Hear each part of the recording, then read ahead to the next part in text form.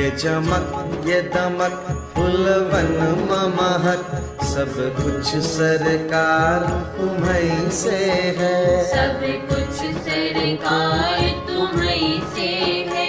इठला के पवन चूमे सैया के चरण बगियन माँ बहार तुम्हीं से है। बगियन माँ बहार तुम्हीं से है।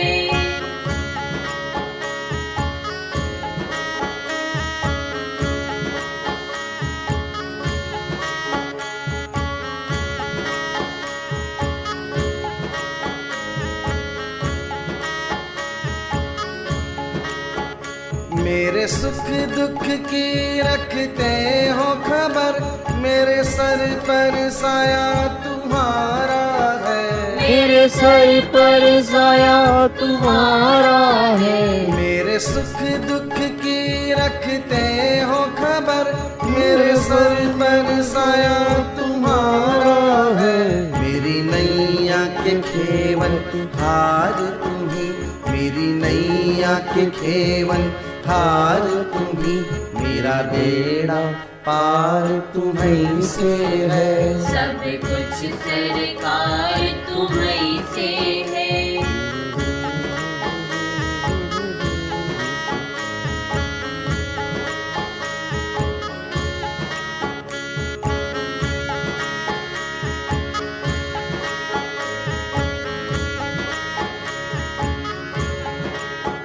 मैं तो भूल गई कुछ भी कहना तोरी प्रीत में रोवत है नैना। तोरी प्रीत में रोवत है नैना। मैं तो भूल गई कुछ भी कहना तोरी प्रीत में रोवत है नैना। रग रग में बसी है प्रीत तोरी रग रग में बसी है प्रीत तोरी अखियन में बहार तुम्हीं से है। सब कुछ सरकार तुम्हीं से है।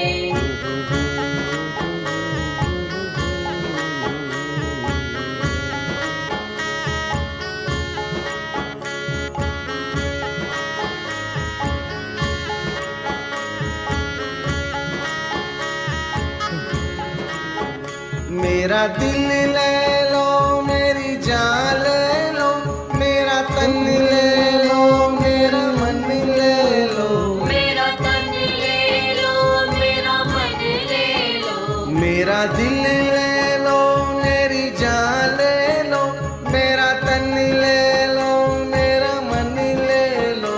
मेरे इश्क को निस्बत है तुमसे मेरे इश्क को निस्बत है तुमसे जीवन श्रृंगार तुम्हीं से है। सब कुछ सरकार तुम्हीं से है। गुड इवनिंग भाई, गुड इवनिंग जी। की हाल चाल सर? मैंने कल वाला लेक्चर नहीं देखा, क्या आज वाला समझ में आ जाएगा? यस आ जाएगा जी, आ जाएगा आ जाएगा आ जाएगा आ जाएगा। जब से लड़े तुम संग नैना मोरे जब से लड़े तुम संग नैना। मैं तो भूल गई सब सुख चैना मोरे जब से लड़े तुम संग नैना। Hello hello hello hello hello hello hello. में है प्रीत तोरी मेरी नस नस में है प्रीत तोरी मेरा सब आधार तुम्हीं से है। सब कुछ चलो जी, गुड इवनिंग भाई, गुड इवनिंग। की हाल चाल जी? वधिया हो सारे? तंदुरुस्त हो? कैसन बा? बहुत बढ़िया बा, बहुत माजा में चालते हैं। थोड़ा सा गला खराब होता है बट कोई दिक्कत ना है। गला खराब है, गला सही है, उसमें कोई इशू ना है। मेन है तुम्हारी क्लास लेना बहुत ज़रूरी है, तो इसलिए हम तुम्हारे सामने आज थोड़ा सा जल्दी आ गया हूँ, क्योंकि मेरे को कहीं निकलना था शाम को। तो मेरे को यह था कि जब हमें टाइम मिले हम क्लास ले लें, ताकि रात को जिन बच्चों को 9 बजे अगर देखनी होगी तो वो भी देख सकते हैं, कोई दिक्कत वाली बात ना है। ठीक है जी, चलो जी, इधर देखो ध्यान से जी। अब आज हमें अमेंडमेंट हमें डिस्कस करनी है। और 2 अमेंडमेंट हमें डिस्कस करनी है और दोनों के दोनों मोस्ट इंपोर्टेंट है। इस बार के एग्जाम में कंफर्म उसमें से क्वेश्चन बनने को चांस है। ठीक है, एक अमेंडमेंट तो आपकी है सैलरी के चैप्टर में और एक अमेंडमेंट आपकी है अदर सोर्स के चैप्टर में, तो ये दोनों के दोनों मोस्ट इंपोर्टेंट है। ठीक है ना, ये दोनों आज हम डिस्कस करेंगे। इन दोनों के एग्जाम्पल भी एक बार फटाफट से डिस्कस कर लेंगे और बहुत ध्यान से क्वेश्चन देखना, क्योंकि इस बार के एग्जाम में कंफर्म इसमें से क्वेश्चन देखने को मिलेगा, बस ये पर ध्यान दो। ठीक है जी, चलो एक बार अब सारे के सारे बच्चे फटाफट से यहाँ पे देखें। आज हमें 2 अमेंडमेंट हमें डिस्कस करनी है। एक तो अमेंडमेंट डिस्कस हमें करनी है सैलरी और एक अमेंडमेंट डिस्कस करनी है अदर सोर्स की।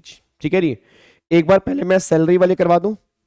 ठीक है जी, एक बार पहले सैलरी वाली अमेंडमेंट डिस्कस कर लेते हैं और फिर अमेंडमेंट जो हम डिस्कस करेंगे वो हम डिस्कस करेंगे आपकी जी अदर सोर्स के चैप्टर की। आ जाओ फटाफट से यहाँ पे आओ जी, फटाफट से यहाँ पर आओ। कहाँ चला गया पेन इसका, ये राज।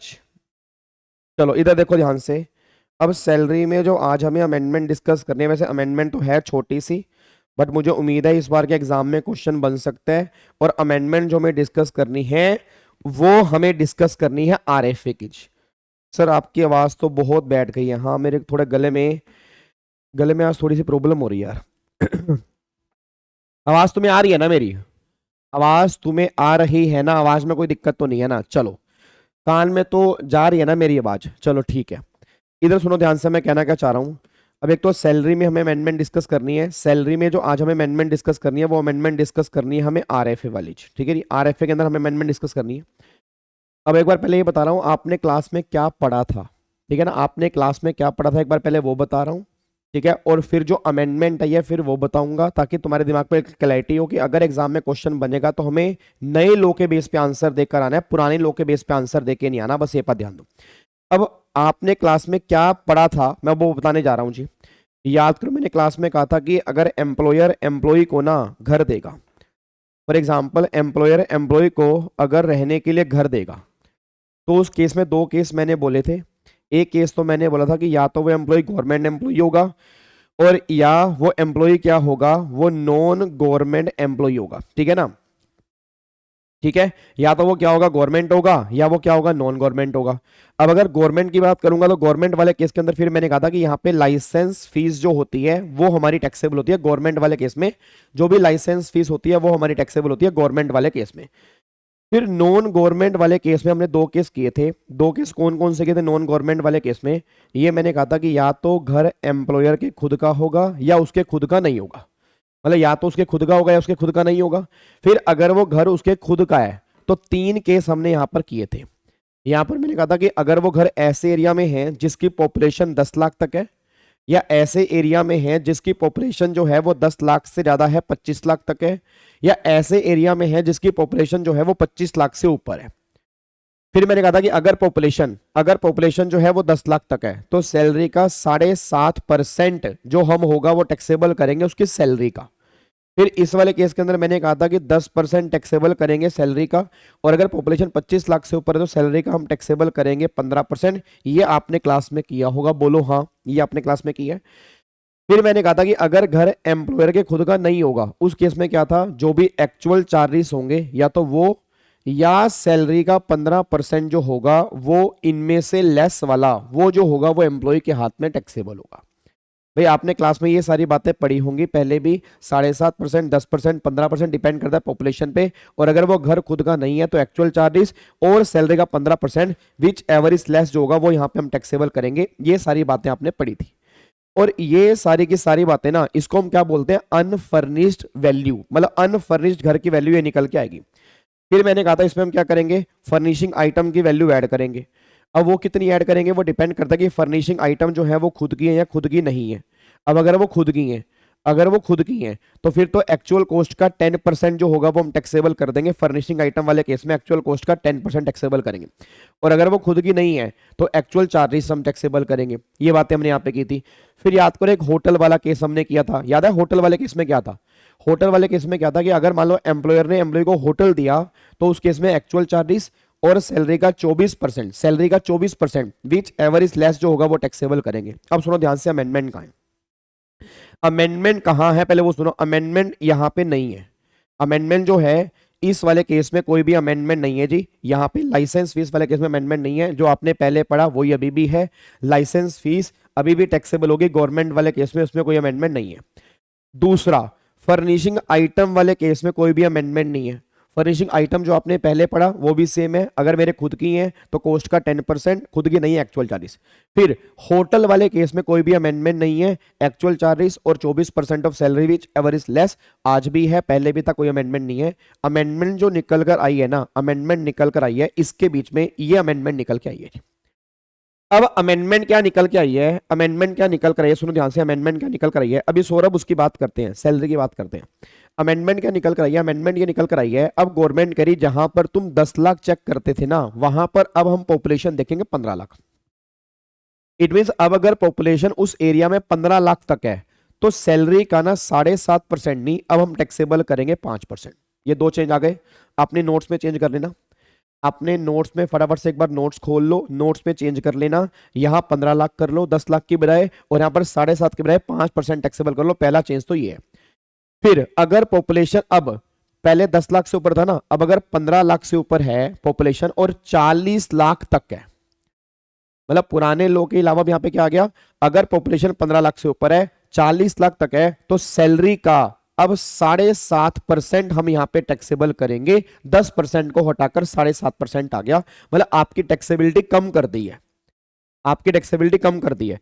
फिर अगर पॉपुलेशन जो है, अगर पॉपुलेशन जो है वो 40 लाख है, यस प्रिंस देख सकते हो, अगर पॉपुलेशन जो है वो 40 लाख से ज्यादा है, अगर वो 40 लाख से ऊपर होगी, उस केस में सैलरी का 15% नहीं, अब हम टैक्सेबल करेंगे 10%। ये यहां पर चेंज निकल कर आया। 15 लाख, 15 से ऊपर 40 तक, 40 से ऊपर, मैं दोबारा बोलूंगा 15 लाख तक पॉपुलेशन है, 15 से ऊपर है 40 तक है, 40 लाख से ऊपर है।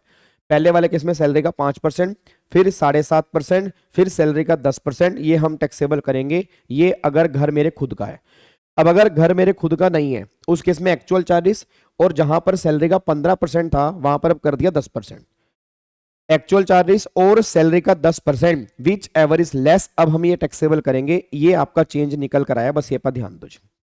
इतना सा चेंज निकल कर आया है, ज्यादा चेंज बड़ा नहीं है, ज्यादा बड़ा चेंज नहीं है। जो आपने प्रैक्टिकल क्वेश्चन क्लास में किए थे अब भी सेम करने हैं, बस फर्क ये निकल के आ रहा है कि जहां जहां तुम सैलरी का 15% कर रहे थे वहां वहां सैलरी का 10% करना है। ठीक है, पॉपुलेशन में थोड़ा चेंज आ गया, तो क्वेश्चन तुम ध्यान से पढ़ लेना कि पॉपुलेशन उसने क्या दी हुई है। अगर पॉपुलेशन के बारे में कुछ नहीं कहा, या मेट्रो सिटी है ऑलवेज 40 लाख से ऊपर होगी, सैलरी का 10% हमें टैक्सेबल करके आना पड़ेगा, बस ये पर ध्यान दो। बाकी कोई भी आरएफए में चेंज नहीं है।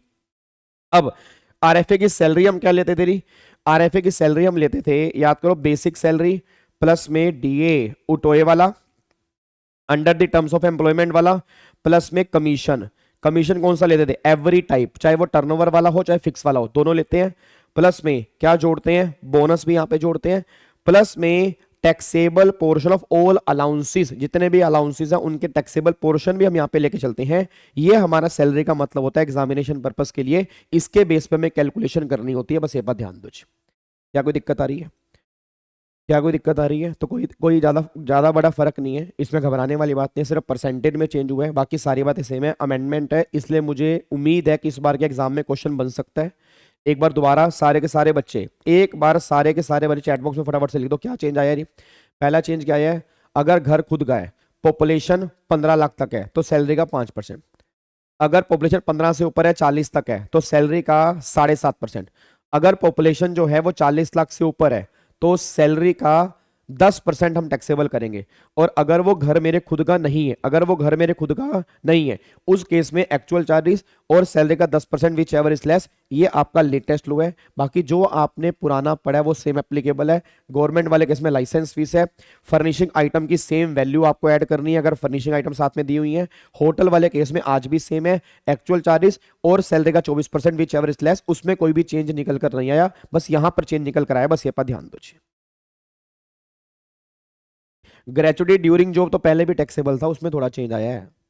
मैं क्या कर रहा हूं, चेंज यहां पर आया, बस यहां पर चेंज आया। और एक चेंज और है, अब मैं चेंज उनको बताने जा रहा हूं जिन्होंने रेगुलर बैच लिया है, वो चेंज हम क्लास में कर चुके हैं।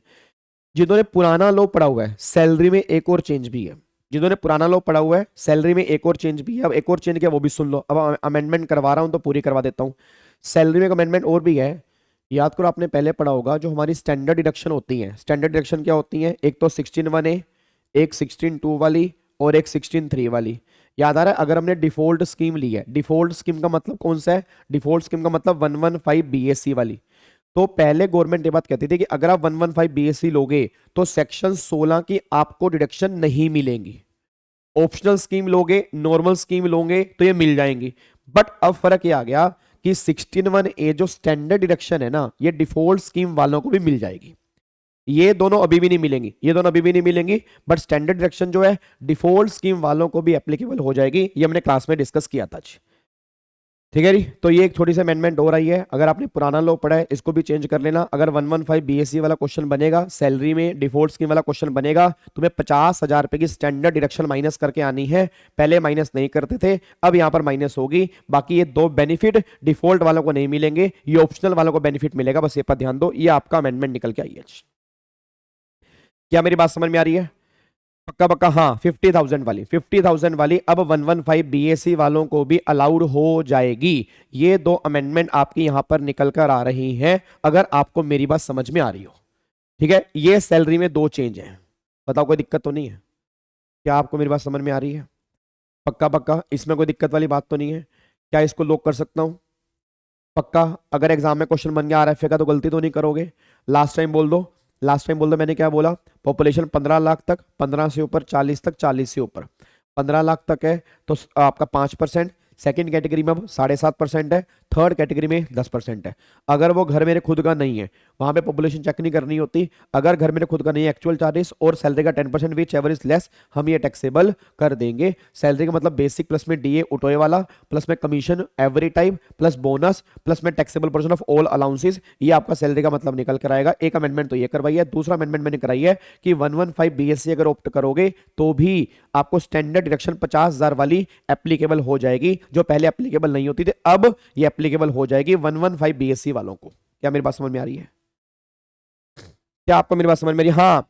तीसरा भी, ओ हो, हाँ बिल्कुल बिल्कुल बिल्कुल, एक और चेंज भी है भाई, एक और चेंज भी है। Thank you thank you. हाँ देखो, शुक्र है भगवान का, मेरे को याद करवा दिया। एक और चेंज भी है सैलरी में। एक और चेंज ये है, आपने लीव सैलरी वाले केस में लिमिट 3 लाख रुपए की होगी। आपने लीव सैलरी वाले केस में लिमिट 3 लाख रुपए की होगी।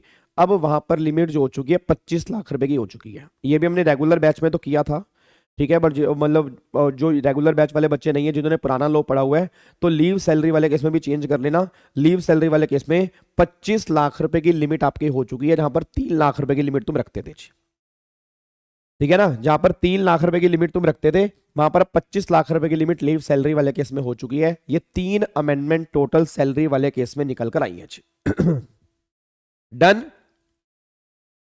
क्या इसको लॉक कर सकता हूं जी? पक्का पक्का, चलो जी। अब इसको मैं पैक कर रहा हूं सैलरी वाले। ये 3 अमेंडमेंट है, ये 3 अमेंडमेंट ध्यान में देके चलना बस। क्या इसको लॉक कर दूं जी? चलो अब आ जाओ। अब एक जो अमेंडमेंट मेन हमें डिस्कस करनी है आज, जो मुझे उम्मीद है इस बार के एग्जाम में कंफर्म क्वेश्चन बनेगा और प्रैक्टिकल क्वेश्चन बनेगा, वो अमेंडमेंट है ये वाली जी। वो अमेंडमेंट ये वाली है। इधर सुनो ध्यान से। अब इस अमेंडमेंट को ना थोड़ा ध्यान से सुनना। ये अमेंडमेंट है क्या, ये अमेंडमेंट है क्या, बहुत ध्यान सुना। हाँ, लीव इन कैशमेंट वाली। लीव इन कैशमेंट वाली में 3 लाख रुपए की पहले लिमिट होती थी, अब वो 25 लाख रुपए की लिमिट हो चुकी है। अगर आपने 25 लाख लिखा हुआ है तो ठीक है, नहीं लिखा हुआ 3 लाख लिखा हुआ है, काट के 25 लाख कर देना। बस ये अमेंडमेंट आई है, बाकी सब सेम है। चलो अब सुनो, इस अमेंडमेंट को थोड़ा ध्यान सुनना। बहुत ध्यान सुनना। ये अमेंडमेंट क्या, पहले वो सुनो। ये अमेंडमेंट है लाइफ इंश्योरेंस पॉलिसी की। ये अमेंडमेंट जो है ये लाइफ इंश्योरेंस पॉलिसी की है। अब अभी तक लाइफ इंश्योरेंस पॉलिसी का लॉ क्या था वो मैं तुम्हें बता रहा हूँ। अभी तक लॉ क्या था वो मैं तुम्हें बता रहा हूँ।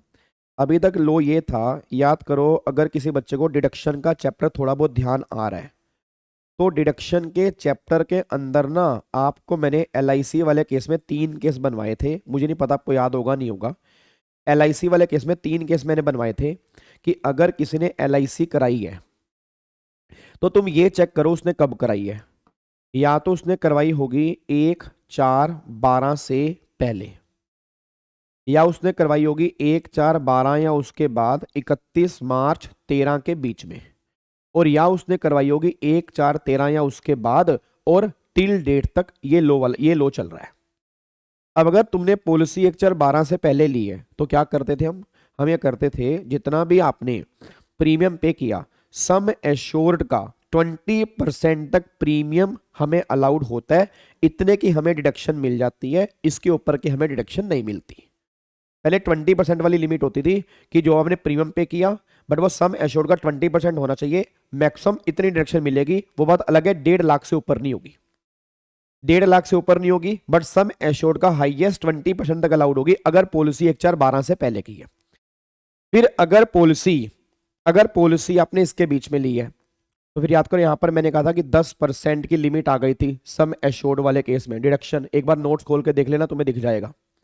और अगर पॉलिसी आपने इसके बीच में लिया है 1/4/13 के बाद तो यहां पर लिमिट तो 10% की है, बट अगर हैंडीकैप है तो हैंडीकैप वाले केस में 15% की लिमिट एप्लीकेबल हो जाती है। ये लिमिट आपने पढ़ी होगी पहले, ये लिमिट आपने पढ़ी है पहले, मेरे को आप यस बोलोगे तो मैं आगे पढ़ूंगा, और अगर आपने बढ़ूंगा नहीं पढ़ी तो पढ़ लो, ये लिमिट है आपकी, ये लिमिट अभी तक है। अब सुनो ध्यान से मैं कहना क्या चाह रहा हूं, अब यहाँ पे 20% की थी, यहाँ पे 10% की थी, और अगर 1/4/13 के बाद की है तो 10% है, और हैंडीकैप वाले केस में 15% है। ये लिमिट पहले आपने पढ़ी थी। सर क्या इसमें कोई चेंज आ गया? आंसर इज नो, इसमें कोई चेंज नहीं आया। अब चेंज आया कहाँ वो सुनो, चेंज क्या निकल कर आया। अब चेंज ये निकल कर आया, ये हमारा LIC है, मतलब इतना प्रीमियम हम हर साल पे करते हैं तो डिडक्शन हमें 80C में मिल जाती है।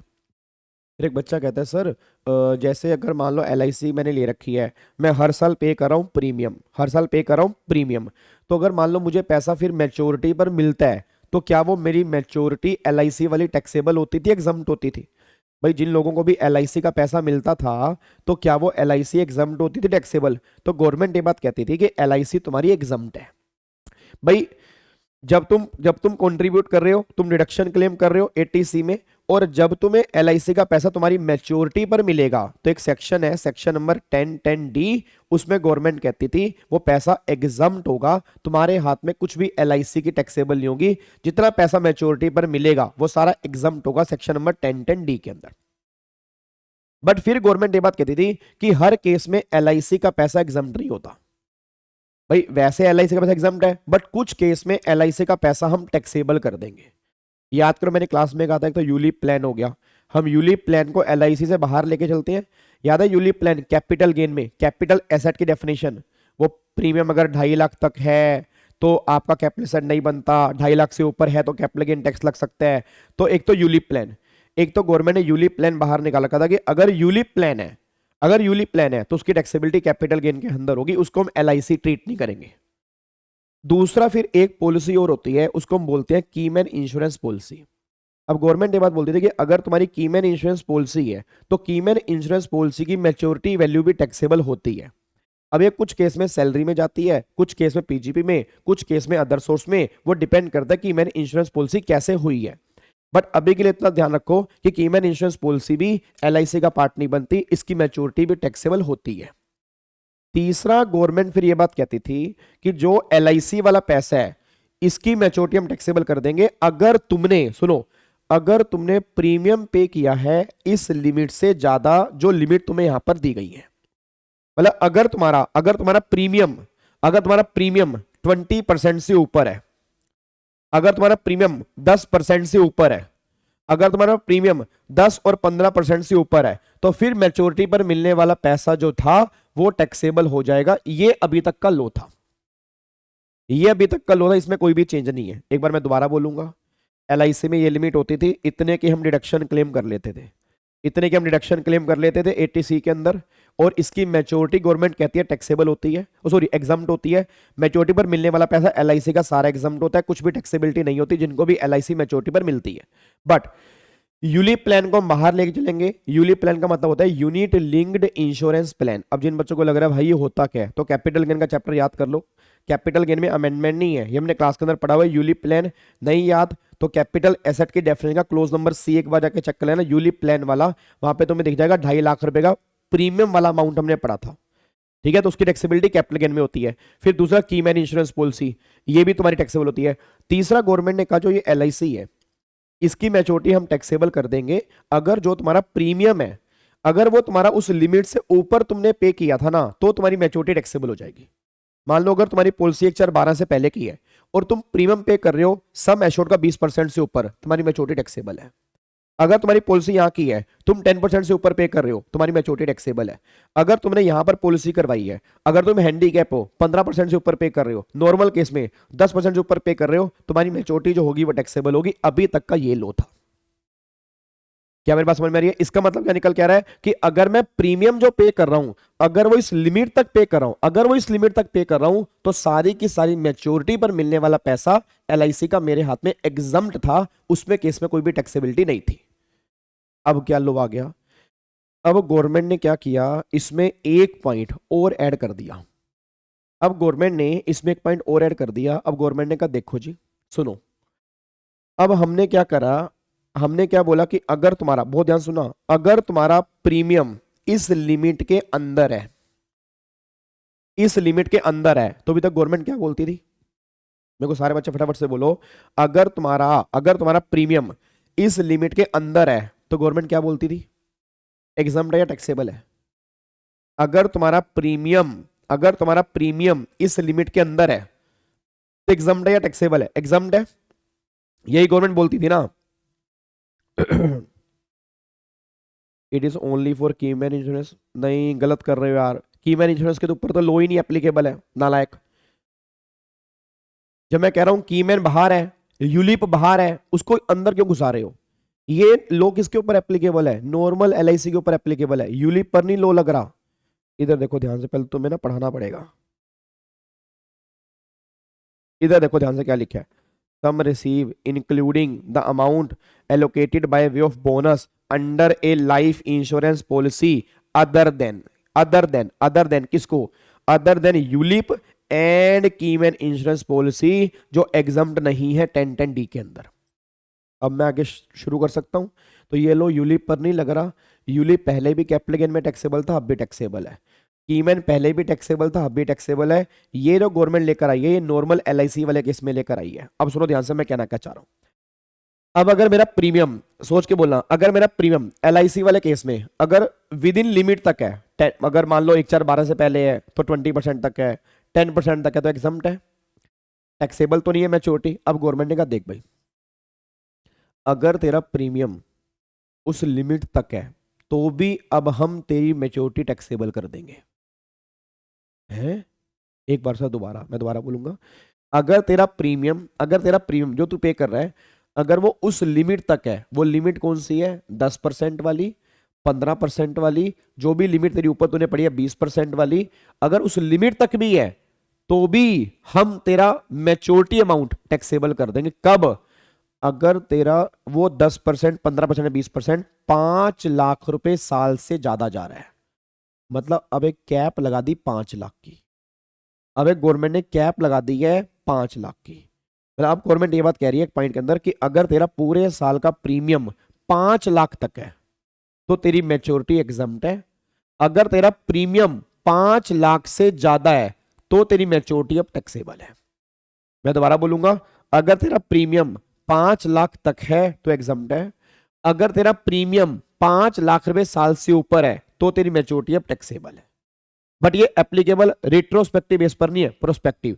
अगर आपने पॉलिसी ली है 1 अप्रैल 2023 या उसके बाद, मतलब अगर आपकी कोई पॉलिसी 1/4/23 से पहले की है, तो अगर 10% तक तुम्हारा प्रीमियम है, चाहे वो 7 लाख ही क्यों ना बन रहा हो, 10 लाख ही क्यों ना बन रहा हो, 40 लाख क्यों ना बन रहा हो, 15 लाख क्यों ना बन रहा हो, सारा एग्जम्प्ट है। वहां कोई 5 लाख रुपए की लिमिट एप्लीकेबल नहीं है। 5 लाख रुपए की लिमिट एप्लीकेबल है अगर आपने पॉलिसी ली है 1/4/2023 या उसके बाद। तो अगर आपने पॉलिसी ली 1/4/23 या उसके बाद, तो गवर्नमेंट कह रही है अगर तेरा प्रीमियम 5 लाख तक है तो हम एग्जम्प्ट कर सकते हैं। अगर वो 5 लाख से ज्यादा है तो हम क्या कर सकते हैं? टैक्सेबल। अच्छा सुनो ध्यान से, अभी यार 2 मिनट रुक जाओ, मेरे को कराने दो एग्जाम्पल बहुत सारे एग्जाम्पल करेंगे, 2 मिनट शांत हो जाओ। अब प्रॉब्लम क्या निकल के आ रही है, बच्चा कहता है सर प्लानिंग कर लूंगा। मैं कहा बता भाई क्या प्लानिंग करेगा? कहता सर मैं ना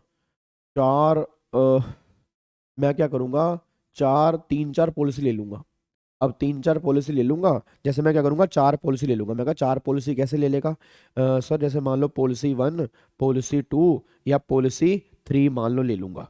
तो पॉलिसी 1 2 3 ले लूंगा, या पॉलिसी 4, ये मान लो पॉलिसी 4 ले लूंगा।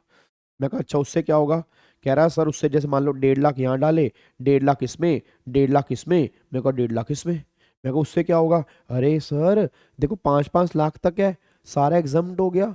मैं कहा वाह भाई वाह, गवर्नमेंट तो ये दिमाग लगाएगी नहीं भाई, गवर्नमेंट को तो समझ ही नहीं आएगा। तो गवर्नमेंट ने कहा सुन गवर्नमेंट ने कहा सुन, आओ यार पहले क्वेश्चन करते हैं, समझेंगे बाद में। पहले क्वेश्चन कर ले या पहले समझ ले प्रोविजन, बोलो पहले क्वेश्चन करवा दो या समझा दूं पहले? पहले तो मैं क्वेश्चन दिखाई देता हूं। तुम नालायक हो बिल्कुल ही, इधर देख लो ध्यान से नालायक हो। ये तुम्हें क्वेश्चन दिए हुए हैं, तुम्हारे लिए क्वेश्चन लेके आया हूं, ये क्वेश्चन करने हैं अभी। 2 मिनट तो सब्र किया करो, पहले पूरा प्रोविजन पढ़ तो लो। या बिना प्रोविजन के फिर क्वेश्चन कहोगे सर समझ नहीं आ रहा, फिर पहले प्रोविजन पढ़ाओ। इधर देखो ध्यान से नालायक, वापिस आओ। तो अब बच्चा कहता है सर 1.5 लाख, 1.5 लाख, 1.5 लाख, 1.5 लाख। अब ये 1.5 लाख रुपए कितना हो गया, अब 1.5 लाख रुपए कितना हो गया, 6 लाख हो गया। अब बच्चा कह रहा है सर 6 लाख हो गया, देखो 5 लाख से ऊपर हो गया।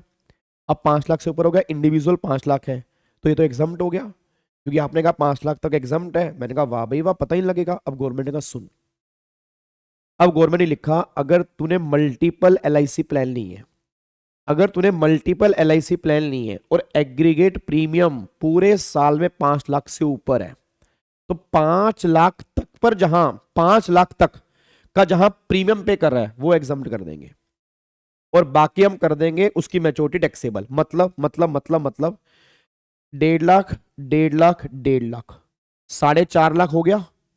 तो इन तीनों की LIC पर जो मैच्योरिटी का पैसा मिलेगा वो एग्जाम्प्ट है, इसकी मैच्योरिटी पर मिलने वाला पैसा वो टैक्सेबल हो जाएगा।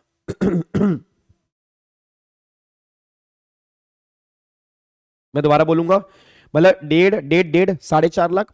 तो इन तीनों की LIC पर जो मैच्योरिटी का पैसा मिलेगा वो एग्जाम्प्ट हो जाएगा, और इसकी मैच्योरिटी पर जो पैसा मिलेगा वो टैक्सेबल, क्योंकि 5 लाख तक का प्रीमियम जहां तक है वहां एग्जाम्प्ट कर देंगे। उसके बाद अगर मान लो 5 लाख से ऊपर जा रहा है तो फिर उस पर मिलने वाला मैच्योरिटी का पैसा टैक्सेबल कर देंगे। तो बच्चा कह रहा है सर ये 4.5 लाख हो गया, अब अगर ये 4.5 लाख हो गया, ये 1.5 लाख हो गया, तो ये 50,000 की लिमिट वो वेस्ट हो गई, वो वेस्ट हो गई। तुम ऐसा नहीं करोगे 1.5 लाख में 50,000 का यहां से एग्जाम्प्ट करवा लोगे, 1 लाख, ना ना ना ना ना ना। जितना प्रीमियम जहां 5 लाख तक आ रहा है उसका एग्जाम्प्ट है, और अगर कोई LIC मान लो 5 लाख के ऊपर जा रही है तो उसका सारी की सारी मैच्योरिटी टैक्सेबल होगी। तो 4.5 लाख ये 3 पॉलिसी एग्जाम्प्ट है, इसकी पॉलिसी वाली मैच्योरिटी टैक्सेबल है, बस ये पर ध्यान दो। अब एक बार लो पढ़ते हैं एक बार लो पढ़ते हैं। देखो यहाँ पे क्या लिखा हुआ है जी, एक बार चेक करना, बहुत ध्यान से पढ़ना, बहुत ध्यान से। देखो LIC अगर आपने पॉलिसी ली है 1/4/23 से पहले, बिल्कुल ध्यान से पढ़ना, अगर आपने पॉलिसी ली है 1/4/23 से पहले, अभी नया लो छोड़ दो, 1/4/23 से पहले क्या लो था, does premium exceed 10%, 15%, 20% of sum assured? क्या तुम्हारा प्रीमियम 10, 15, 20 से ज्यादा है? या तो यस या नो। अगर नहीं है, उस लिमिट तक है, तो भैया एग्जाम्प्ट है। कोई 5 लाख की लिमिट नहीं थी यहाँ पे, चाहे वो 10, 15, 20, 5 लाख से ऊपर ही की ना हो तो भी एग्जाम्प्ट है। और अगर उससे ऊपर है तो taxable under head other source.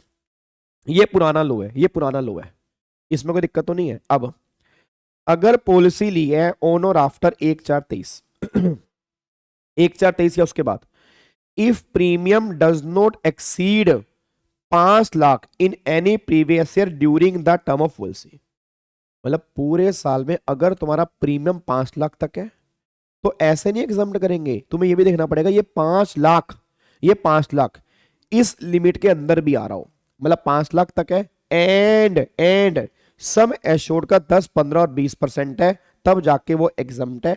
अगर वो उससे ऊपर है तो फिर वो टैक्सेबल है, वो पहले भी था वो आज भी है।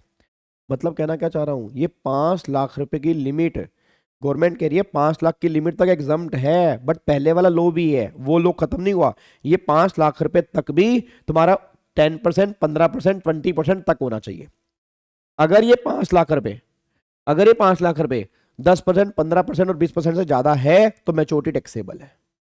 तो दिमाग में ना ये मत लो लेकर आना कि 5 लाख तक हर केस में एग्जाम्प्ट है। तुम्हें ये भी देखना पड़ेगा 5 लाख तक को एंड सम एश्योर्ड की परसेंटेज के इतने परसेंट के बराबर भी हो। देखो यहां से एरो यहां पे कहां जा रहे हैं, यहां से एरो यहां जा रहे हैं ना। अगर 5 लाख तक है तो एरो चला गया यहां पर, एरो यहां चला गया।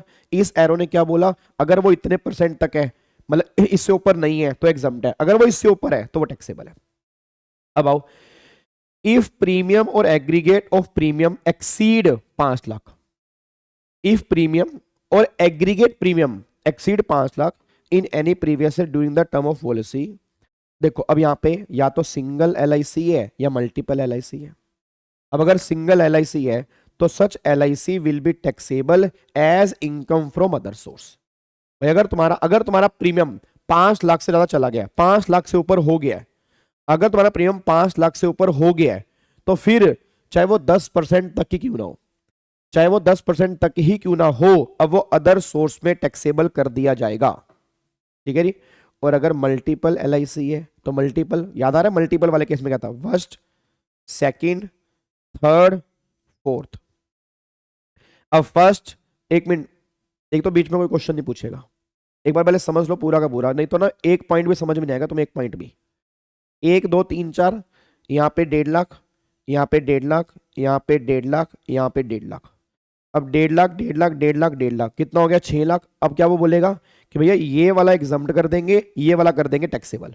देखो, exemption can be claim in respect of LIC at the option of assessee whose aggregate premium payable does not exceed 5 lakh and where premium does not exceed 10%। वही बात यहाँ पे लिखी है कि जिसका टोटल 5 लाख तक हो एंड वो 10% तक भी होना चाहिए तो एग्जाम्प्ट कर देंगे। 5 लाख से ऊपर वाला रिमेनिंग जो एलआईसी है वो क्या कर देंगे, टैक्सेबल। तो ये 1.5 लाख का जहां पे आपने प्रीमियम दिया, इसका मैच्योरिटी वैल्यू अब हम कर देंगे टैक्सेबल, इसकी मैच्योरिटी क्या कर देंगे, टैक्सेबल। अब सुनो जी, अब प्रॉब्लम क्या आ रहा है, कितना टैक्सेबल करेंगे, प्रॉब्लम क्या आ रहा है, कितना टैक्सेबल करेंगे। अब सुनो ध्यान से मैं कहना क्या चाह रहा हूं, यहां तक क्लियर है, एक बार दोबारा समझाता हूं। इधर देखो ध्यान से, अब क्या मैंने बोला, ये लो क्या बोला है, एलआईसी है, 2 केस है, या तो आपने लिए बिफोर 1/4/23 या आपने लिए विद इफेक्ट फ्रॉम 1/4/23। अगर बिफोर 1/4/23 है, 2 केस है, बस सिर्फ 2 केस है। अगर तुम्हारा sum assured with in limit है, विद इन लिमिट 10%, 15%, 20%, वो डिपेंड करता है तुमने पॉलिसी कब ली थी, 12 से पहले, 13 तक, 13 के बाद, वो डिपेंड करता है उस पर। और अगर तुम्हारा जो, सॉरी सम एश्योर्ड कह रहा हूँ, प्रीमियम, अगर तुम्हारा प्रीमियम विद इन लिमिट है, अगर तुम्हारा प्रीमियम आउटसाइड द लिमिट है, ठीक है, मतलब इस लिमिट के बाहर है, अगर विद इन लिमिट है तो क्या एग्जम्प्ट है, मैच्योरिटी पर मिलने वाला पैसा एग्जम्प्ट है। और अगर तुम्हारा आउटसाइड द लिमिट है तो वो है टैक्सेबल। क्या टैक्सेबल है, मैच्योरिटी। बट डेथ वाले केस में ये लो एप्लीकेबल नहीं होता, डेथ वाले केस में एप्लीकेबल नहीं होता, मतलब अगर डेथ हो गई है किसी की तो तुम्हारा प्रीमियम अगर लिमिट से ऊपर भी था तो भी हम एग्जम्प्ट कर देंगे। डेथ वाले केस में गवर्नमेंट कहती है हम टैक्सेबिलिटी नहीं करेंगे, डेथ वाले केस में एग्जम्प्ट है। जब इंसान ही मर गया तो एलआईसी फिर सारी एग्जम्प्ट है, चाहे उसने प्रीमियम लिमिट से ऊपर पे किया था। तो डेथ वाले केस में एप्लीकेबल नहीं है। अगर वो मैच्योरिटी पर पैसा ले लेगा तब ये लो है। अगर वो इंसान ही मर गया, मरने के बाद मिल रहा है, जैसे टर्म प्लान के ऊपर ये अमेंडमेंट एप्लीकेबल नहीं है। आपको बताओ, टर्म प्लान जो होता है वो मरने के बाद ही मिलता है, तो टर्म प्लान वाले केस में अमेंडमेंट एप्लीकेबल नहीं है। ये अमेंडमेंट उन पॉलिसी पर एप्लीकेबल है जो मैच्योरिटी पर पैसा बीच में ले लेते हैं, जिनकी मैच्योरिटी 10 साल 15 साल की नॉर्मली होती है। टर्म प्लान है, मरने के बाद पैसा मिल रहा है, इंसान ही मर गया तो कोई गवर्नमेंट कह रही, उस केस में कोई भी टैक्सेबिलिटी नहीं है। ये अमेंडमेंट उस केस में एप्लीकेबल नहीं है, उस केस में ऑलवेज 10(10)(d) में एग्जम्प्ट हो जाता है। बस ये पर ध्यान दो जी। क्या मेरी बात समझ में आ रही है?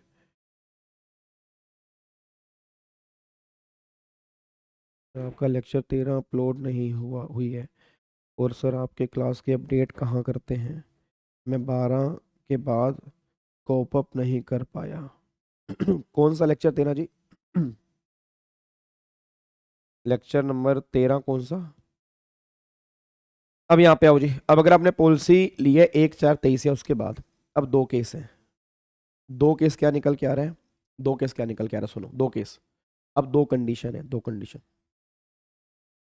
एक तो प्रीमियम, प्रीमियम सुनो, प्रीमियम तुम्हारा जो है, प्रीमियम विद इन लिमिटो, विद इन लिमिटो एंड अप टू 5 लाख तक को। एक केस ये निकल के आ गया, अगर प्रीमियम विद इन लिमिट है बट 5 लाख से ज्यादा है। एक केस ये निकल के आ गया। अब मैं तो उस डायग्राम से भी थोड़ा बढ़िया डायग्राम बनवा रहा हूं।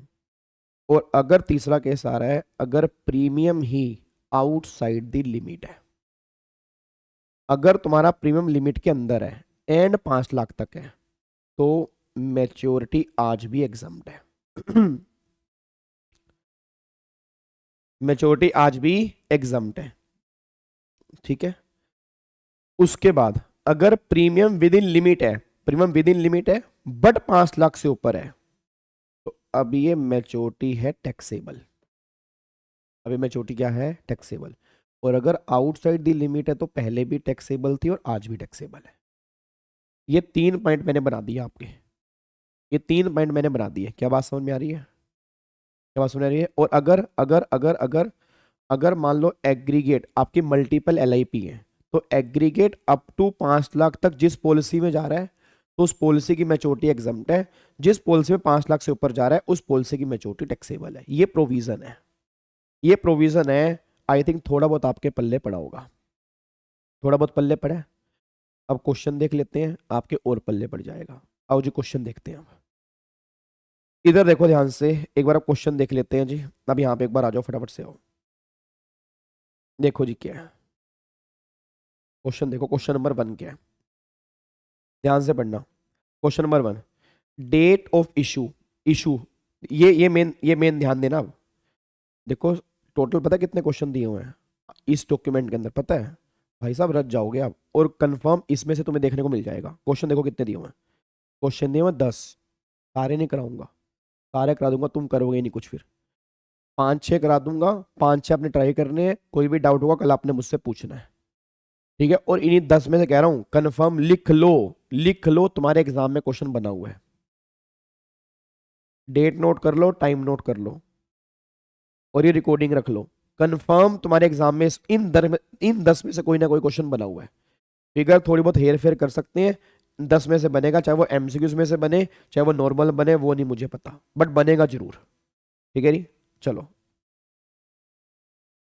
अब देखो यहाँ पे जी। ये PDF मैं टेलीग्राम पे डाल दूंगा आपके, नहीं तो आप डाउनलोड भी कर सकते हो। चेक करना एक बार जी, डेट ऑफ इशू कब है? 1/4/13। अब पहले बताओ 1/4/13 है, क्या ये नया लो लगेगा? सारे बच्चे बताओ, क्या ये नया लो लगेगा? मेरे को हाँ या ना में आंसर देते रहो बस। क्या ये नया लो लगेगा? क्या ये नया लो लगेगा?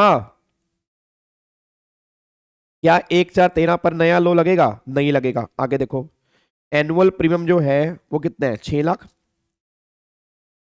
सम एश्योर्ड कितने हैं? 60 लाख। अब सोच के बोल देना सम एश्योर्ड 60 लाख है, 1/4/13, तो 1/4/13 वाले केस में लिमिट क्या थी? 1/4/13 वाले केस में लिमिट क्या थी? 1/4/13 वाले केस में लिमिट क्या थी? सम एश्योर्ड का 10%। क्या ये इसके 10% तक है? जल्दी बोलो, क्या ये इसके 10% तक है? 6 लाख।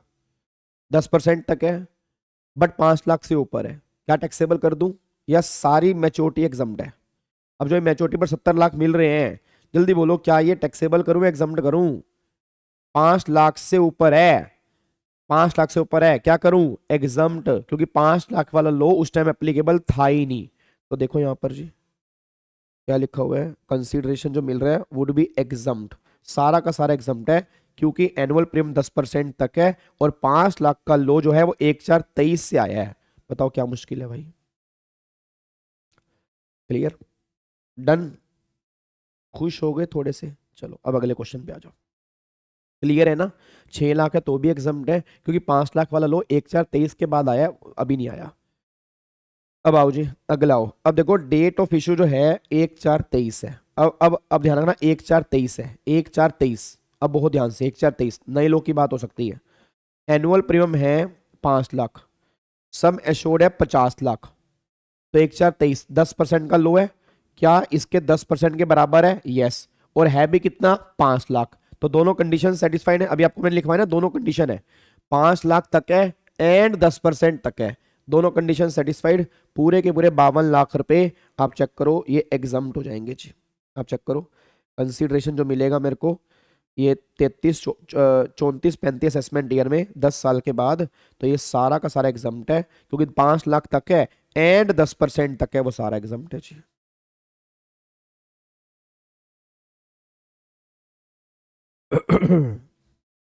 डन।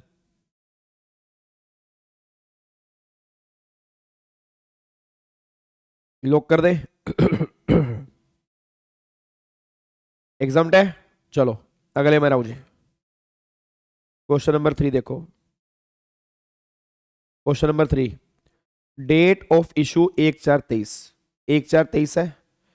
अब annual premium 6 lakh, annual premium 6 lakh. Hello कितना है? 6 लाख, ध्यान सुना, 6 लाख। Sum assured 60 lakh. इसके 10% तक है, 10% तक है, बट क्या 5 लाख से ऊपर है? क्या 5 लाख से ऊपर पे कर दिया? यस। तो अब जो ये 70 लाख रुपए होंगे, देखो जी, the consideration receive would not be exam, अभी एग्जाम नहीं होगा under section 1010D, since the annual premium जो है वो 5 लाख से ऊपर है, लिमिट के अंदर है, बट 5 लाख से ऊपर चला गया। तो अगर 5 लाख से ऊपर चला गया तो जो मैच्योरिटी पर पैसा मिला वो टैक्सेबल तुम्हारे हाथ में हो जाएगा। अब दिमाग में तुम्हारे एक डाउट, ना ना अभी रुको, ओए भीमा शंकर रुको। अब दिमाग में तुम्हारे डाउट आ रहा है कितना टैक्सेबल? कितना टैक्सेबल? भाई क्या पूरा 70 लाख रुपए टैक्सेबल? भाई क्या ये जो 70 लाख मिला, क्या पूरा टैक्सेबल? गवर्नमेंट ने कहा नहीं। अब हम टैक्सेबल निकालने का तरीका बता रहे हैं। जितना पैसा मिला 70 लाख, उसमें से माइनस कर दे, क्या जितना तूने प्रीमियम पे किया था, जितना तूने प्रीमियम पे किया था इतने सालों में, जितना तूने प्रीमियम पे किया था इतने सालों में, उतना तो माइनस कर दे। अब अगर मान लो 6 लाख मैंने साल का प्रीमियम पे किया, 10 साल तक मैंने कितना पे किया? 60 लाख। तो 60 लाख रुपए माइनस कर दे, 10 लाख रुपए टैक्सेबल हो जाएगा। दोबारा बोलूंगा, 70 लाख, 70 लाख माइनस में गवर्नमेंट कह रही है जितना भी तूने प्रीमियम पे किया वो सारा टोटल करके इसमें से माइनस कर दे। माइनस करने के बाद बैलेंस जो आएगा 10 लाख रुपए, वो तेरे हाथ में टैक्सेबल हो जाएगा। बट इस प्रीमियम में से हम माइनस कर देंगे, ये पूरा प्रीमियम तो माइनस नहीं करेगा, ये पूरा प्रीमियम तो माइनस नहीं करेगा। तूने हर साल 1.5 लाख की डिडक्शन भी तो क्लेम की होगी, है? याद करो, अगर आपने यहां पर LIC कराई थी तो 80C में क्या हर साल 1.5 लाख माइनस किए होंगे? नहीं किए होंगे? सारे बच्चे बताओ, क्या 80C में हर साल 1.5 लाख माइनस किए होंगे? नहीं किए होंगे? जल्दी बोलो, क्या 80C में समय शोर माइनस करते हैं तो समय शोर कितना है? 70 लाख ही तो है ना। ना ना, जितना कंसीडरेशन मिला, जो कंसीडरेशन मिला कितना मिला? 70 लाख। इधर देखो ध्यान से, एक बार यहां पे चेक करो,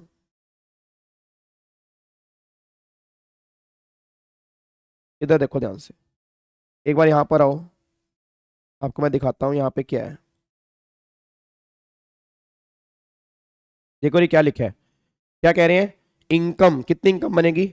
मैच्योरिटी प्रोसीड, मैच्योरिटी प्रोसीड, ध्यान रखना, मैच्योरिटी प्रोसीड माइनस कर देंगे aggregate of premium paid during the term of policy. क्या कह रहे हैं?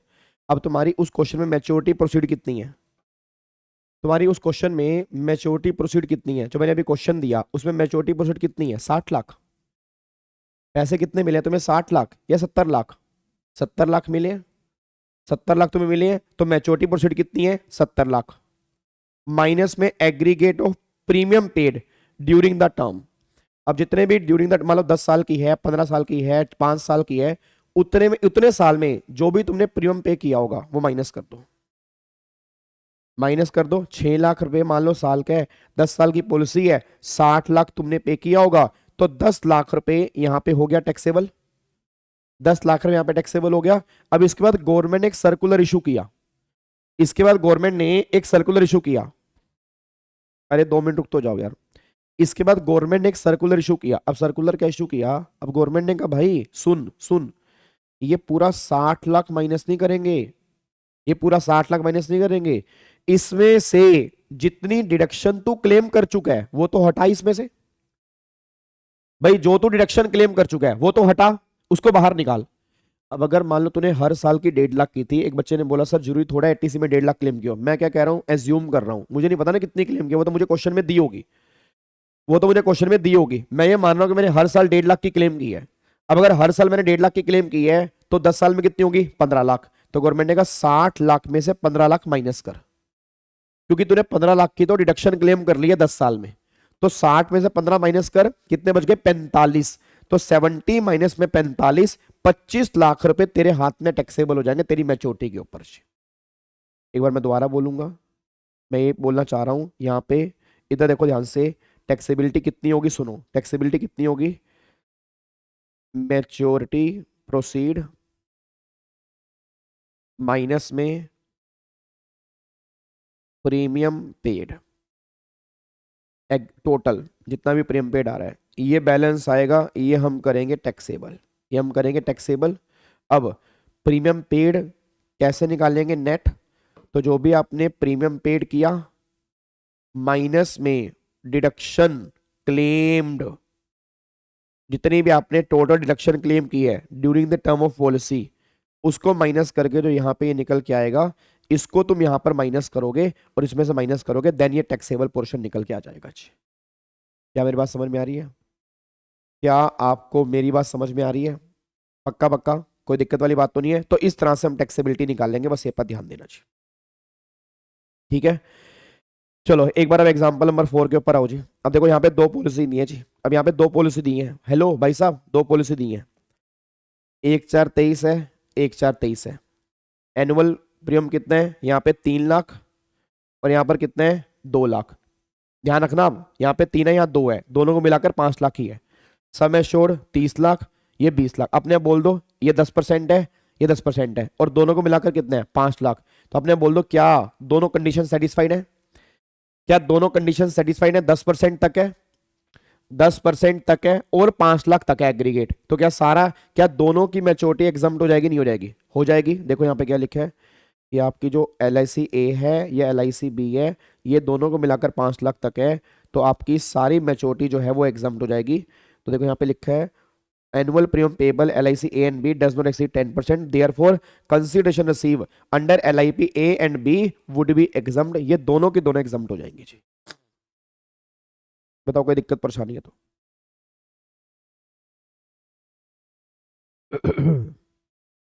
डन।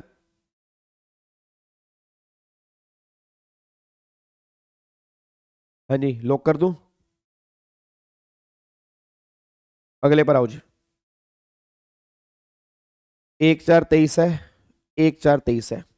एनुअल 4.5 और ये 5.50। अपने बोल दो 4.5 5%, एग्रीगेट 5 लाख से ऊपर हो गया ना। अब अपने बोल देना सम एश्योर्ड 45 लाख, ये 55 लाख, 10% तक है, बट एग्रीगेट 5 लाख से ऊपर है। तो मेरे अकॉर्डिंग आप समझ गए होंगे ये 52 लाख रुपए एग्जम्प्ट होगा बस, क्योंकि ये तो 5 लाख से ऊपर चले गए ना। तो भाई ये 4.5 तक वाला एग्जम्प्ट होगा, ये मैच्योरिटी क्या हो जाएगी? टैक्सेबल हो जाएगी जी। बताओ, ठीक है जी। तो ये क्या हो जाएगी? एग्जम्प्ट, ये हो जाएगी टैक्सेबल, क्योंकि एग्रीगेट 5 लाख से ऊपर हो गया, तो ये 4.5 लाख तक प्रीमियम है, इसकी मैच्योरिटी एग्जम्प्ट है और बी वाली टैक्सेबल है। बताओ यहाँ पे, अब देखो यहाँ पे वही लिखा होगा, क्या लिखा है? देखो consideration receive under LIP B, मतलब बी वाला would not be exempt, B वाला एग्जम्प्ट नहीं होगा। बताओ भाई क्या दिक्कत है?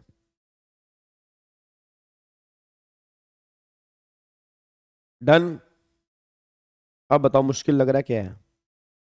मुश्किल लग रहा है या समझ में आ रहा है?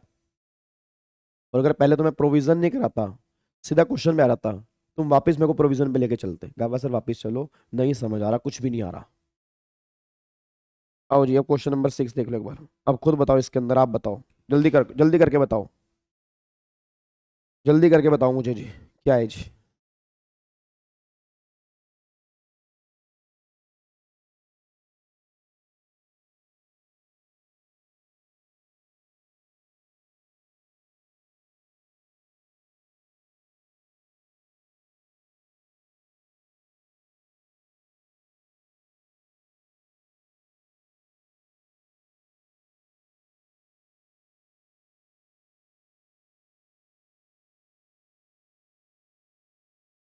बताओ जी, फटाफट से बताओ,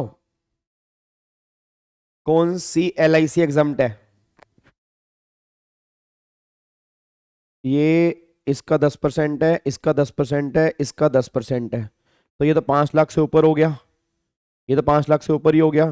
तो भाई ये दो पॉलिसी 4.5 लाख है, तो ये मैच्योरिटी एग्जाम्ट है, ये मैच्योरिटी एग्जाम्ट है, 70 लाख वाली टैक्सेबल है बस।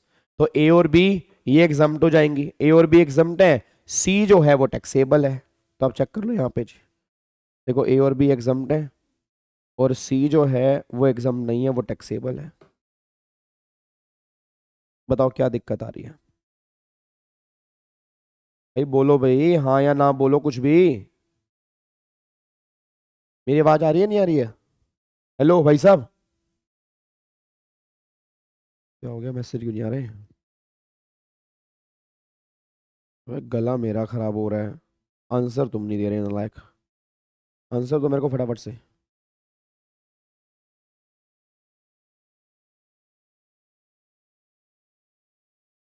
हाँ बहुत इजी है ये तो, अब तुम्हें इजी लग रहा है, पहले तुम्हें मुश्किल लग रहा था। चलो तारीफ करो मेरी फटाफट से।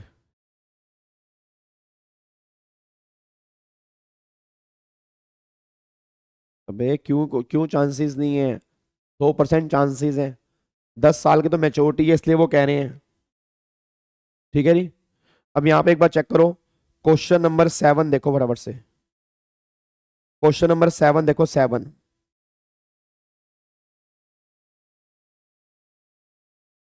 क्वेश्चन नंबर 7 देखो, 7। अब चलो सुनो, 7 ये वाला, 7, 8, 9 और 10, इसमें तुम्हारे उड़ेंगे होश, इसमें तुम्हारे होश उड़ेंगे, ये तुम सोल्व नहीं कर पाओगे। क्या कर पाओगे? तुम सोल्व कर पाओगे नहीं कर पाओगे? बताओ, तुम कर पाओगे नहीं कर पाओगे? है तुम्हारे अंदर हिम्मत नहीं है?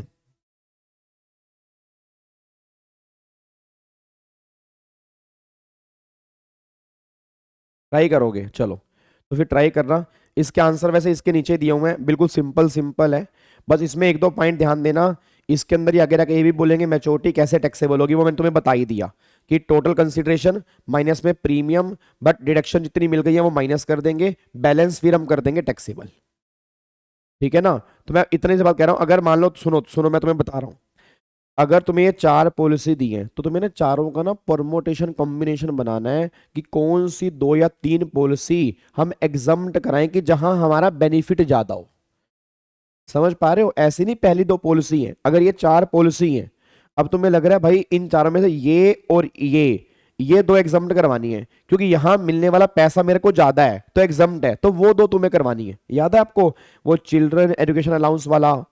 4 बच्चे हैं तो 2 बच्चे एग्जम्प्ट होते हैं, और 2 बच्चे कौन से होते हैं जो मोर बेनिफिशियल होते हैं, तो वो 2 बच्चे एग्जम्प्ट करवाते हैं, बाकी 2 बच्चे टैक्सेबल करते हैं। वही सेम केस यहां पर है कि जो तुम्हें मैक्सिमम बेनिफिट देंगे ना वो तुम्हें एग्जम्प्ट करवाने हैं, बस ये पर ध्यान दो। क्या बात सुन आ रही है जी? तो वो यहाँ बस ये पॉइंट यहाँ पे ध्यान देना है। ये पॉइंट यहाँ पे ध्यान देने वाली बात है। और जो आगे क्वेश्चन नंबर 9 और 10 है ना, वो इसमें तुम्हें यही कंफ्यूज करेंगे। देखो 5 5 पॉलिसी दे रखी है, अब तुम्हें यहाँ पर यही चेक करना है कि कौन सी मेरे लिए बेनिफिशियल है, और जो मेरे लिए बेनिफिशियल है वो एग्जम्प्ट होंगी, बाकी टैक्सेबल होंगी, बस ये पर ध्यान दो जी। सर गवर्नमेंट ने टैक्सेबल क्यों कर दिया? क्योंकि लोग एलआईसी के अंदर भाई साहब 20 20 लाख रुपए डाल रहे थे।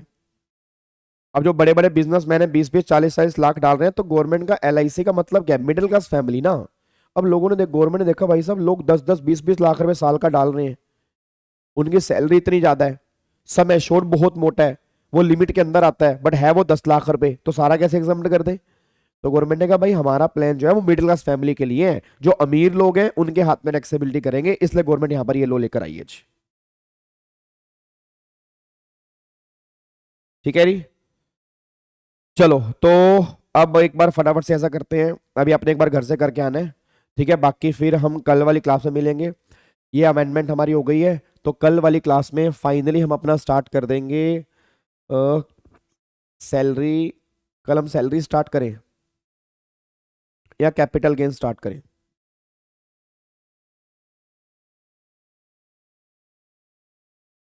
जल्दी बताओ, सैलरी करें या कैपिटल गेन करें, फटाफट से बताओ, कल हम क्या करें?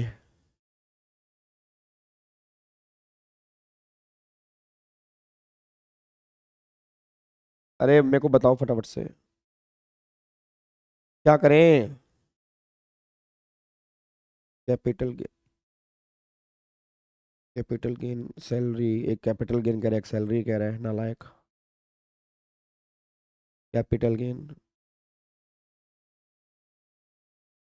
सैलरी क्लैफ, अरे नालायक, एक कैपिटल गेन कह रहा है एक सैलरी कह रहा है, महा नालायक बच्चे हैं। मैं अपने आप बता दूंगा कल, फिर इधर देखो ध्यान से, कल मैं अपने आप बता दूंगा, ठीक है। बाय बाय, टेक केयर, जय हिंद, बाय बाय।